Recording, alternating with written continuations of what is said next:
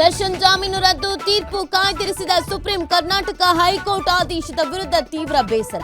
ಇಂದು ಥೈಲ್ಯಾಂಡ್ನಿಂದ ದಾಸ ವಾಪಸ್.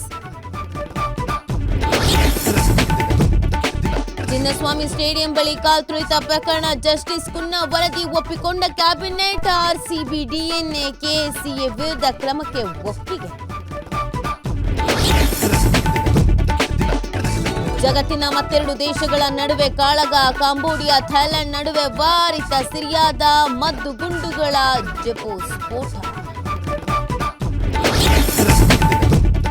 ಇನ್ಸ್ಟಾದಲ್ಲಿ ಬೇಕಾಬಿಟ್ಟಿ ಮೆಸೇಜ್ ಮಾಡುವವರಿಗೆ ಶಾಕ್. ಮಕ್ಕಳನ್ನ ರಕ್ಷಿಸಲು ಮೆಟಾ ಪಣ. ತೊಂದರೆ ಮಾಡ್ತಿದ್ದ 1.35 ಲಕ್ಷ ಖಾತೆಗಳು ಡಿಲೀಟ್.